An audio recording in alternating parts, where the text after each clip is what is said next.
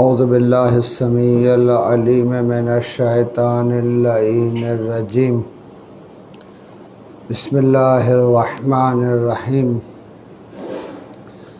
الحمد لله رب العالمين وصلى الله على خير خلقه محمد وأهل بيته الطيبين الطاهرين المعصومين المظلومين الذين أذهب الله عنهم الرجس ويطهرهم تطهيرا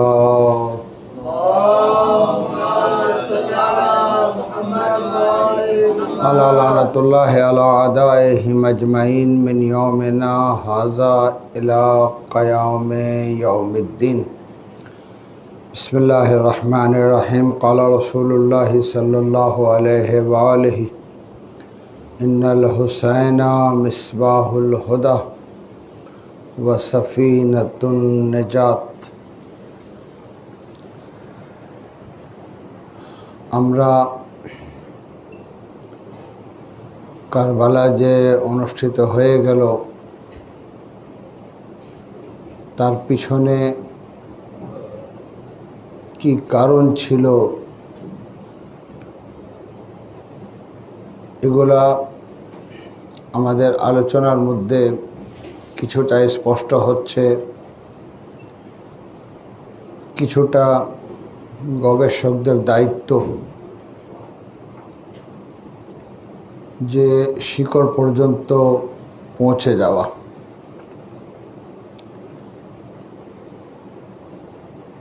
আসলে বিষয়টা হচ্ছে যে ইমামে হুসাইন এক ব্যক্তিত্বর নাম না যে তিনি শহীদ হয়ে গেলেন, কথা ওইখানে সমাপ্ত হয়ে গেল। ইমামে হুসাইন আলাইহিস সালাতু ওয়াস সালাম এবং হুসাইনিয়ত একটি চেতনার নাম। ঠিক ইয়াজিদও এখন বর্তমান যুগে এক ব্যক্তির নাম না, বরং একটি ইয়াজিদিয়তের চেতনার নাম। যদি এগুলো আমরা ভালোভাবে বিশ্লেষণ না করি,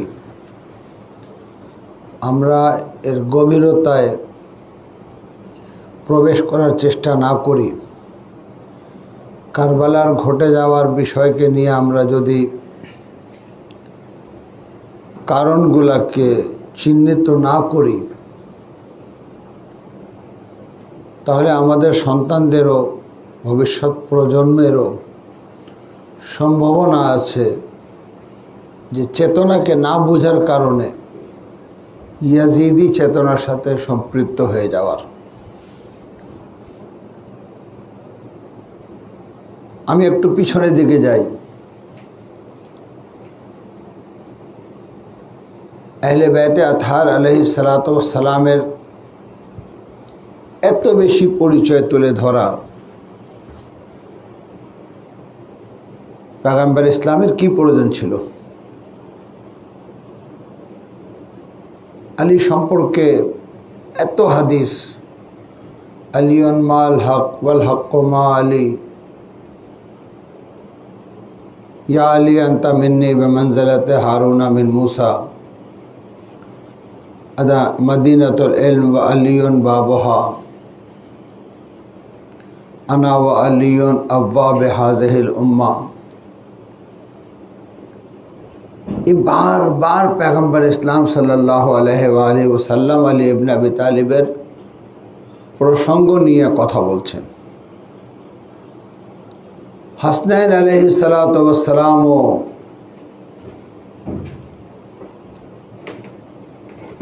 ফাতিমাতু জাহরা সালাওয়াতুল্লাহ আলাইহাকে নিয়ে কথা বলছেন। কেন? এই জন্য যে আহলে বাইত যেভাবে আজকে মোহাম্মদ মুস্তাফা বলতেই একটি পরিপূর্ণ ইসলাম, একটি পরিপূর্ণ দিন বুঝাচ্ছে। শুধু মোহাম্মদ ইবনে আবদুল্লাহ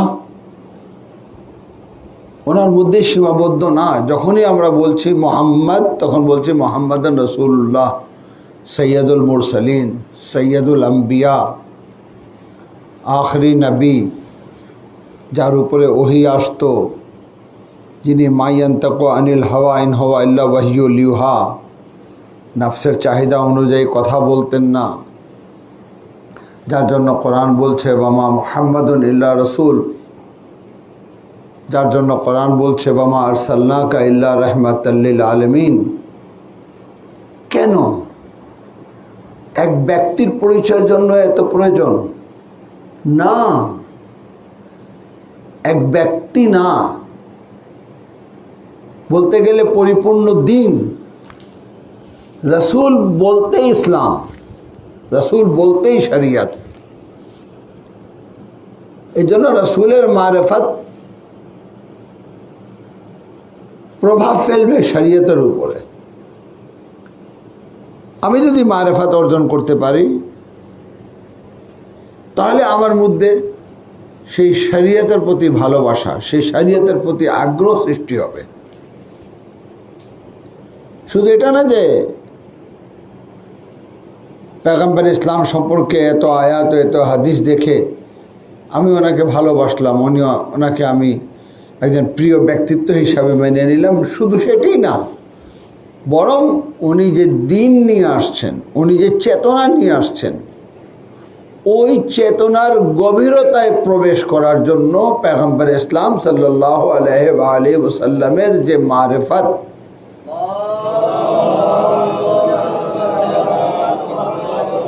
যে আয়াত, যে হাদিস, এগুলো সবকটাকে আমাদেরকে বিবেচনা আনতে হচ্ছে। ঠিক এইভাবে যে এমন না যে আলীর কথা বলা হয়েছে, আলীকে আমি ছেড়ে দিলাম, কোনো অসুবিধা নেই।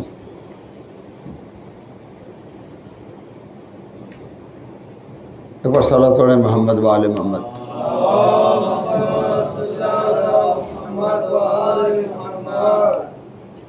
এমন কোনো ব্যাপার না যে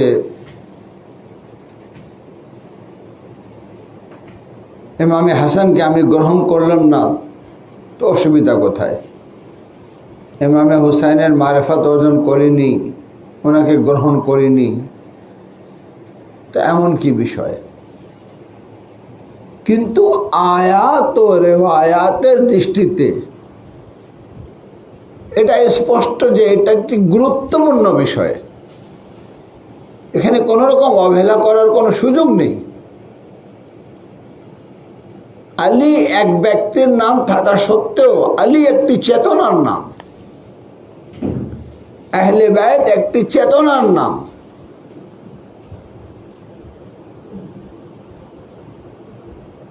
সূরা আলে ইমরানের 61 নম্বর আয়াতে মুবাহিলায় পয়গম্বর ইসলাম আহলে বায়তকে নিয়ে যাচ্ছেন। আহলে বায়ত মজমু মিন হায়সে মজমু একটি চেতনার নাম, যে চেতনাকে গ্রহণ করতে হবে। মজমু মিন হায়সে মজমু, কোনোটাকে ছেড়ে দেওয়ার কোনো সুযোগ নেই। আহলে বায়তের পবিত্রতা ঘোষণা করছে, মজমু মিন হায়সে মজমু, ওনারা তাইয়্যিব ও তাহের। ওইখান থেকে তাহারাত বের হয়ে আসবে, যে তাহারাত আমাদেরকে প্রভাবিত করবে, আমাদেরকে তাহির করবে। এটা একটি চেতনা, এটা একটি মৌলিক বিশ্বাস, একটা মৌলিক আকীদা। এই জন্য কোরআনে বারবার আহলে বায়তের কথা স্পষ্ট করা হচ্ছে। সূরা দেখেন, যার একটি নাম হচ্ছে সূরা ইনসান। মুফাসসিরিনরা লিখেছেন যে আহলে বায়তের শানে অবতীর্ণ হয়েছে। পুরো এই সূরার নুজুলের প্রেক্ষাপট এটা আমরা গবেষণাদের জন্য ছেড়ে দিলাম। অনেকবার মজলিসে আলোচনায় অনেকে শুনেছেন, কিন্তু যে বিষয়টা স্পষ্ট হয়ে আসলো, ইউতঈমুনা আত-তা'আমা আলা হুব্বিহি,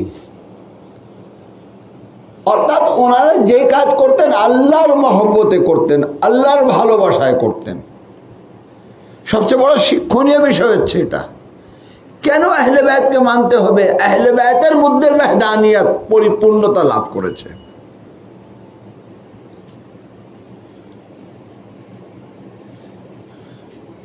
সূরা দাহরি বলা হচ্ছে মা তাশাউনা ইল্লা ইয়াশা আল্লাহ। এরা কিছুই চায় না, সেটাই চায় যেটা আল্লাহ চায়। আল্লাহর দ্বীনকে বাস্তবায়ন করতে চায়, আল্লাহর শরীয়তকে বাস্তবায়ন করতে চায়, আল্লাহর মারিফতকে মানুষের মধ্যে ছড়িয়ে দিতে চায়। আল্লাহ যে আদিলে মুতলাক, এটা মানুষের চেতনায় প্রতিষ্ঠিত করতে চায়। তাহলে আহলে বায়াত এমন কোনো বিষয় না যে আমরা বলবো যে আলীকে মানবো নাকি মাবিয়াকে মানবো, হাসানকে মানবো নাকি মাবিয়াকে মানবো, হুসাইনকে নাকি ইয়াজিদকে, না, এরকম কোনো ব্যক্তির বিষয় না। এটা একটি চেতনা, হুসাইনিয়তের চেতনা। এখন এই যে গতকাল বললাম যে 3 ধরনের লোক রয়েছে, বলে যে রাসূলের ভবিষ্যৎবাণী ছিল, আল্লাহর পক্ষ থেকে নির্ধারিত ছিল, কারবালা ঘটনা ঘটবে, ঘটেছে, ইমাম হোসেন শহীদ হয়েছে, এটা নিয়ে আর এত আলোচনা করার কি আছে? একটি চিন্তা হলো যে না, হুসাইনও মুজতাহিদ ছিলেন, ইয়াজিদের সাথে যে সাহাবীরা ছিলেন তারাও মুজতাহিদ ছিল, ইয়াজিদ ও ইয়াজিদের সাথে যে সাহাবারা ছিলেন তারা ইজতিহাদে ভুল করেছেন। বরং লিল মুসাইয়্যিবে আজরান লিল মুখাত্তি আজরুন ওয়াহিদ। অর্থাৎ হুসাইন হকের ছিলেন, তিনি 2 গুণ সওয়াব পাবেন। ইয়াজিদ ও ইয়াজিদিয়া তো সওয়াব থেকে বঞ্চিত হবে না, কেন তারাও ইজতিহাদ করেছিল। হাকিম আল্লাহর পক্ষের দিকে নির্ধারিত হয়, তার ইয়াজিদকে হাকিম মেনেছিল, খলিফা মেনেছিল। এই জন্য ইয়াজিদের পক্ষে অবস্থান নিয়ে হুসাইনের বিপক্ষে অবস্থান নিয়েছিল। এখন যা ঘটা ছিল ঘটে গেল, আমাদের নীরব থাকা দরকার। কেন? বিচার আল্লাহ করবেন, ইয়াউমুল আখিরা রয়েছে। তৃতীয় বিষয়টা হচ্ছে যে না, ইমামে হুসাইন শহীদ হয়ে গেলেন, এর পিছনে কাদের হাত রয়েছে? আজ প্রত্যেক দেশেই ক্রাইম ব্রাঞ্চ রয়েছে। একজন ক্রিমিনালকে ধরলে সাথে সাথে তাকে শাস্তি দেওয়া হয় না, তাকে কারাগারে বন্দি করে রাখা হয়, তাকে রিমান্ডে নেওয়া হয়। সে কি চেয়েছিল? এই ক্রাইমের সাথে আর কারা কারা জড়িত? এই ক্রাইমের পিছনে যে চেতনা ছিল, সে চেতনা উদ্ঘাটিত হলো কিভাবে? যতক্ষণ পর্যন্ত আমাদের গোয়েন্দা বিভাগ সেই ওই চেতনা যেখান থেকে উদ্ঘাটিত হয়েছে ওই পর্যন্ত পৌঁছাতে না পারা, না যদি পৌঁছাতে না পারে, তারা কিন্তু গবেষণা করতে থাকে। তারা কিন্তু ওই ক্রিমিনালকে শাস্তি দেয় না, বরং তার থেকে আরো বেশি কিছু উদ্ধার করার চেষ্টা করে। কোনো জায়গায় আমরা দেখিনি যে ক্রিমিনালকে ধরার সাথে সাথে শাস্তি দেওয়া হয়েছে। না, ক্রাইম হয়েছে, এই ক্রাইমের পিছনে কার হাত, কে ছিল সঙ্গী সাথী, কেন তাকে সহযোগিতা করেছে, তার পিছনে কে ছিল, তার পিছনে কে ছিল, কোন চেতনা নিহিত ছিল যে এত বড় একটা ক্রাইম করেছে। এটা সব জায়গায় নিয়ম। কারবালার বিষয়ে এত বড় একটা ঘটনা ঘটে গেল,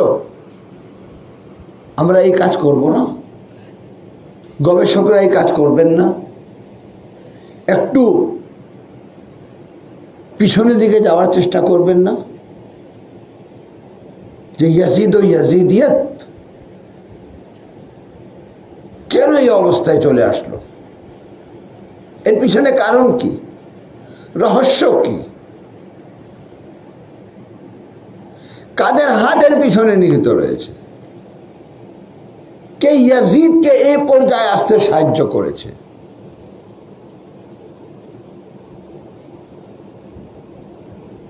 খুবই দুঃখের বিষয়, পরিতাপের বিষয়।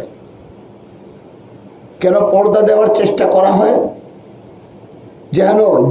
যেহেতু ইমামে হুসাইনের শাহাদাতের পিছনে যদি সত্যিকার উদ্ঘাটন করতে যাই, তো যাদেরকে আমরা শ্রদ্ধা দিয়ে বসছি তাদের শ্রদ্ধা আর থাকে না, যাদেরকে আমরা গুরুত্ব দিয়ে বসেছি তার গুরুত্ব আর থাকে না,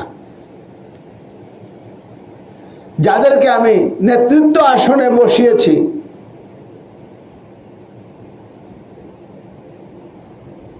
সে সিদ্ধান্ত যে ভুল ছিল ওই পর্যন্ত পৌঁছাতে হবে। আপনি কি মনে করেন কারবালা নিয়ে আপনি আলোচনা করবেন?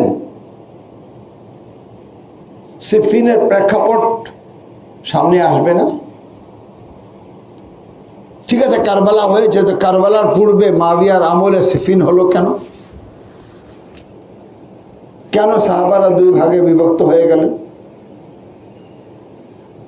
কেন ইয়াজিদের পক্ষে, কেন মাবিয়ার পক্ষে সাহাবীরা অবস্থান করলেন?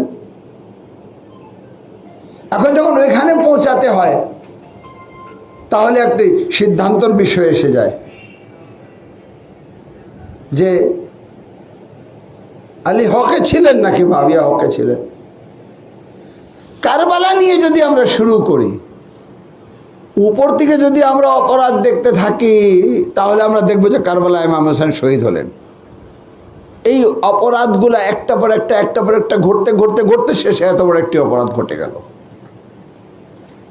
এখন যদি ইমামে হুসাইনের শাহাদাতের পিছনে যে কারণ, ইয়াজিদের পিছনে যে হাত, এগুলো যদি দেখতে যাই, সিফিন প্রসঙ্গ চলে আসবে।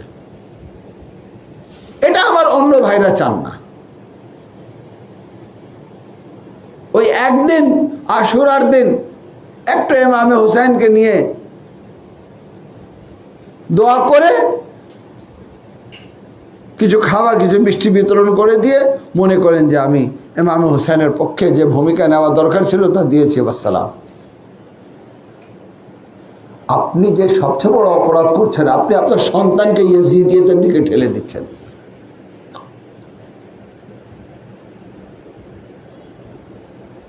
যদি আপনি ঈমান চান, যদি মুত্তাকি হতে চান, যদি আল্লাহওয়ালা হতে চান,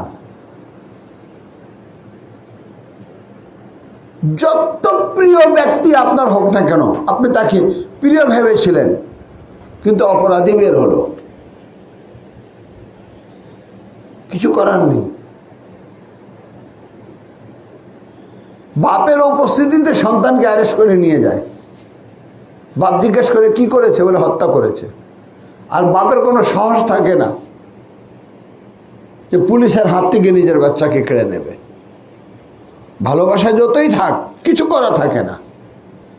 কেন? অপরাধীকে অপরাধী হিসাবে চিহ্নিত করতে হবে। তাকতুমুল হাক্কা ওয়া আনতুম তা'লামুন, হককে জানা সত্ত্বেও গোপন করা। হক কি তা জানতে হবে। এই রহস্যটাই ছিল যে আয়াতে মুবাহালায় আল্লাহ রাব্বুল আলামিন স্পষ্ট করলেন যে এরা হচ্ছে সম্মানিত ব্যক্তি। সতর্ক, আলে মুহাম্মাদের সাথে ব্যবহারের ক্ষেত্রে, আলে মুহাম্মদকে মূল্যায়ন করার ক্ষেত্রে, আলে মুহাম্মাদের নেতৃত্ব ক্ষেত্রে সতর্ক হয়ে যাও, এরা হচ্ছে সিদ্দিকিন। আয়াতে তাতির স্পষ্ট করে দিচ্ছে এরা হচ্ছে তাইয়্যিব ও তাহের।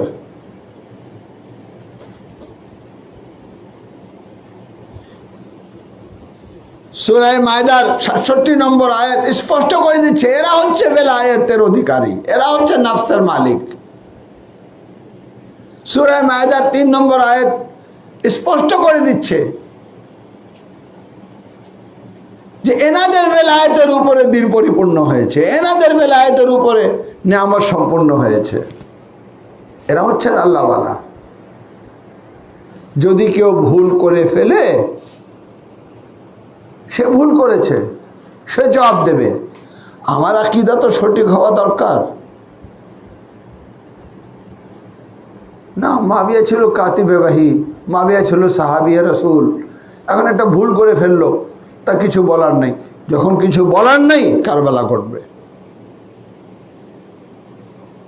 মাবিয়ার ব্যাপারে আপনার চেতনা যখন ক্লিয়ার নেই, আপনার চেতনা ইয়াজিদিয়াত প্রবেশ করবে।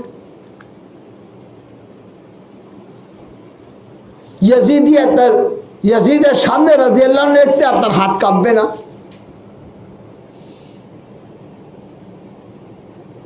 আপনি অপরাধকে শ্রদ্ধা দিয়ে আসছেন খাতা ইজতিহাদি বলে। কেন কারবালা নিয়ে আলোচনা করতে চান না? কারবালা ইয়াজিদ একা ছিল না, অনেক সাহাবী ইয়াজিদের পক্ষে অবস্থান করেছে। কারবালার পিছনের ঘটনাগুলো যদি দেখি, তাহলে আমরা দেখছি মাবিয়া বিদ্রোহ করা আলী ইবনে আবি তালিবের খেলাফতের, এবং আমরা দেখতে পাবো যে সিফিন সংগঠিত হয়ে গেল। ইয়াজিদের সাথে অনেক সাহাবীরা ছিলেন। সাহস করে আমাদেরকে এগিয়ে যেতে হবে, এগিয়ে যেতে হবে। হকের পক্ষে অবস্থান নিতে কোনো আপোষ করা যাবে না। আপোষহীন হয়ে আমাদেরকে অগ্রসর হতে হবে। সিফিন আসবে আমাদের আলোচনায়, জামাল আসবে আমাদের আলোচনায়, রাসূলের ইন্তেকালের পরে কেন আহলে বাইতকে ছেড়ে দেওয়া হলো, এটা আসবে আমাদের আলোচনায়। তাহলে সমস্যা এই জায়গায়। আমরা হুসাইনিয়াতের চর্চা করছি এই জন্য যে শুরু থেকে আমাদের আকীদা স্পষ্ট পরিষ্কার, একটা পবিত্র আকীদা নিয়ে আমরা অগ্রসর হয়েছি, যেখানে রাসূলের পরে প্রথম হচ্ছেন ইমামুল মুত্তাকিন। আমরা ওনার ইমামতে বেলা ফাসলে বিশ্বাসী।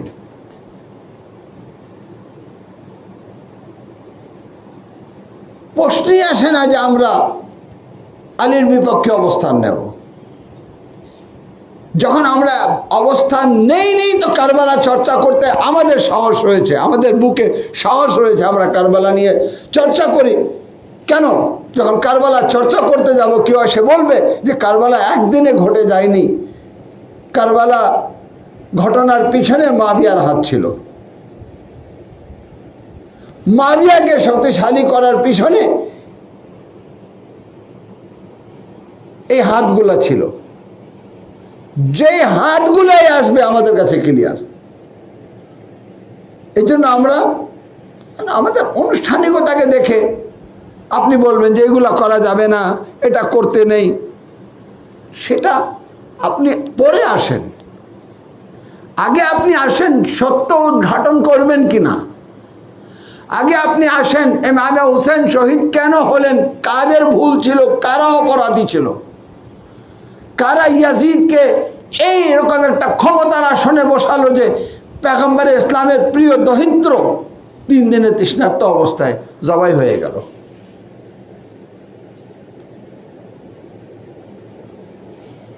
খুব কৌশল করে বলা হয় 3 দিনের বেশি শোক পালন করতে নেই।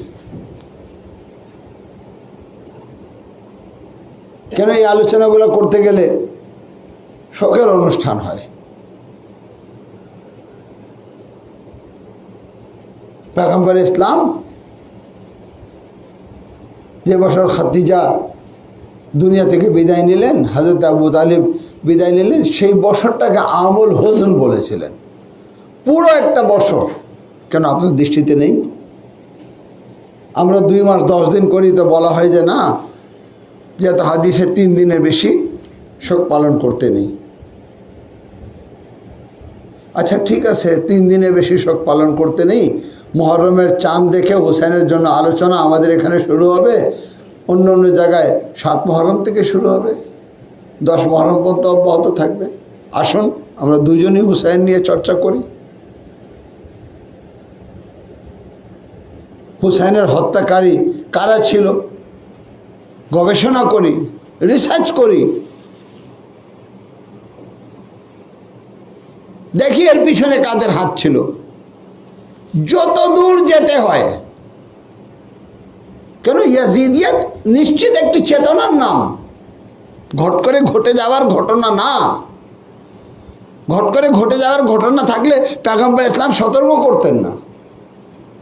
ঘট করে ঘটে যাওয়ার যদি ঘটনা থাকতো পয়গম্বর ইসলাম এত ফজিলত বর্ণনা করতেন না। আহলে বাইতের কোরআনে এতগুলো আয়াত থাকতো না।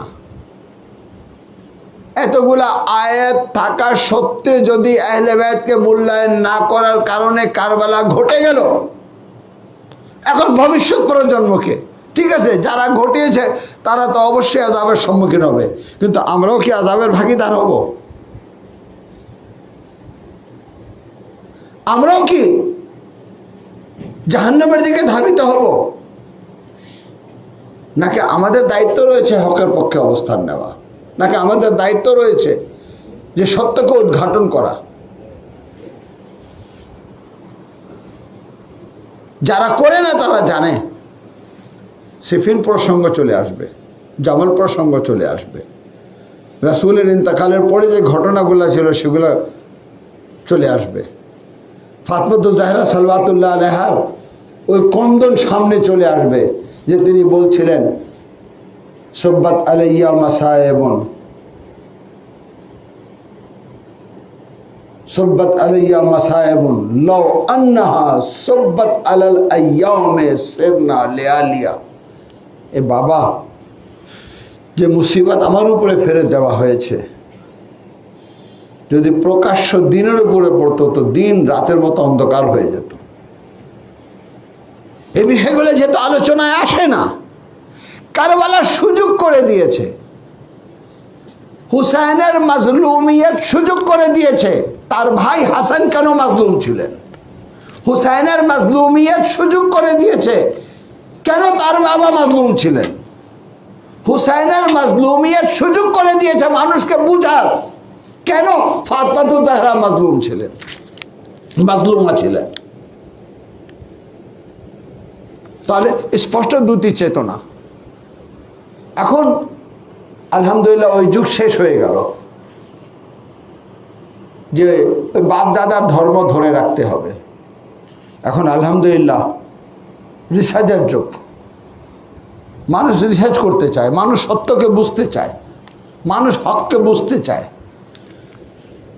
আমরা কারবালার চর্চা করছি, এটাকে আপনি মুহররমের খেলা হিসাবে মনে করেন না, শিয়াদের একটি দায়িত্ব মনে করেন না, শিয়াদের একটা আনুষ্ঠানিকতা মনে করেন না।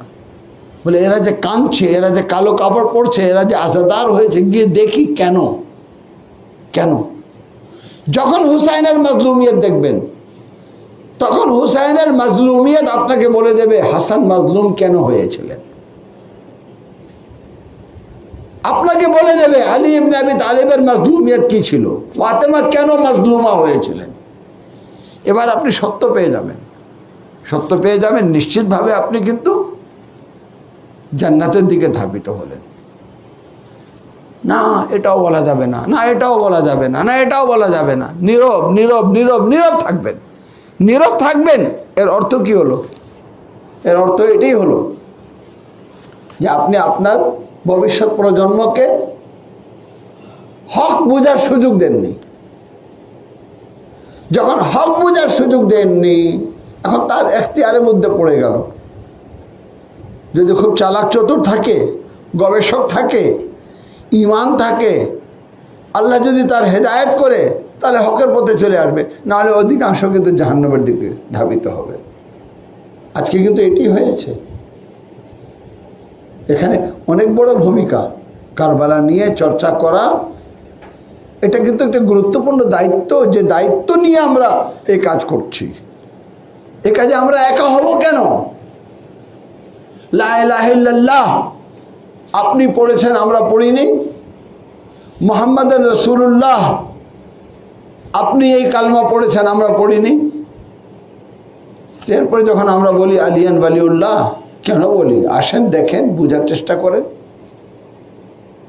যখন আল্লাহকে আলীকে নিজের মওলা হিসাবে নির্ধারণ করে নেবেন, তাহলে হাসান সম্পর্কে আর কোনো দ্বিধাদ্বন্দ্ব থাকবে না, তাহলে হুসাইন সম্পর্কে আর কোনো দ্বিধাদ্বন্দ্ব থাকবে না। কেন দেখতে হবে? যে অসংখ্য সাহাবী মুআবিয়ার সাথে ছিল, যারাই ছিল তারা সকলেই ভুল করেছে, তারা সকলেই ভুল করেছে। যখন আমাদের মজলিসে আসে দেখে যে এরা মুআবিয়া এবং মুআবিয়ার সঙ্গী সাথীদের সমালোচনা করে, ইয়াজিদ এবং ইয়াজিদের সঙ্গী সাথীদের সমালোচনা করে, তখন তারা গিয়ে মানুষকে বলে যে এরা সাহাবা বিরোধী। কেন? আলীর সাথে সাহাবা ছিলেন না? ইমামে হুসাইনের সাথে সাহাবা ছিলেন না? স্পষ্ট বলো যে শিয়াদের আকীদায় সাহাবাদের দুটি ভাগ রয়েছে। যারা আলীর সঙ্গে ছিল তাকে তারা শ্রদ্ধা করে, যারা হাসানের সঙ্গে ছিল তাকে তারা শ্রদ্ধা করে, যারা হুসাইনের সাথে ছিল তাকে তারা মান্য করে এবং শ্রদ্ধা করে। যারা আহলে বাইতের বিপক্ষে ছিল তাকে তারা মানে না। বলো, বুক পেতে নেব? বুক পেতে নেব? সমাজে কি যারা মুসলমান তারা বসবাস করছে না, তাদের সাথে ভালো সম্পর্ক নেই? আসলে ভালো সম্পর্ক নিজের জায়গায়, কিন্তু আকীদা নিজের জায়গায়। আপনি আমাকে কেন মিথ্যা আরোপ দিচ্ছেন যে আমরা সাহাবী বিরোধী? অবশ্যই যে সাহাবী মুআবিয়ার সাথে অবস্থান করেছে, অবশ্যই যে সাহাবী হযরতে আয়েশার সাথে জামালের যুদ্ধে, যেটাকে নিয়ে নিজে হযরতে আয়েশা কন্দন করতেন, পদক্ষেপ ভুল ছিল আলীর বিরুদ্ধে, খলিফাতুল মুসলিমিনের বিরুদ্ধে, খলিফাতুল্লাহের বিরুদ্ধে, যাকে রাসূল বলেছেন আলিউন মাল হক ওয়াল হক মা আলী, হকের বিপক্ষে অবস্থান নিয়েছেন। সত্যকে সত্য বলেন, মিথ্যাকে মিথ্যা বলেন।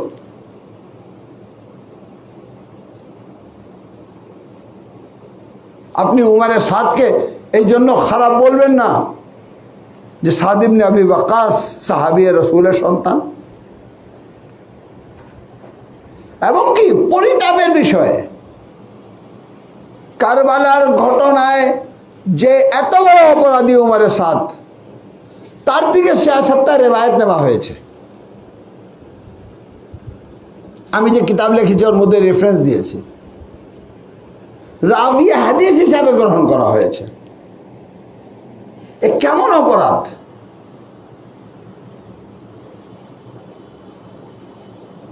উমারে সাদ কোন দিক দিয়ে সম্মান পাওয়ার অধিকার রাখে? হয়তো কেউ কেউ বলবে যে না, তার পূর্বের যে হাদিসগুলা এগুলো গ্রহণ করতে অসুবিধা কোথায়? আল্লাহ তো শয়তানের পূর্বের ইবাদতও গ্রহণ করেনি। যখন সে সেজদা করেনি হযরতে আদমকে, তা আল্লাহ বলতেন পূর্বেরটা গ্রহণ করলাম, এখন যে করেছো তা গ্রহণ করিনি। এত বছর জান্নাতে থাকবা, তারপর তোমাকে জাহান্নামে নিক্ষেপ করা হবে। ফখরজ, বের হয়ে যাও, আমার দরবারের জন্য উপযুক্ত না, বের হয়ে যাও। কারবালার ঘটনা ঘটে যাওয়ার অনেক পরে হাদিস সংকলন করা হয়েছে।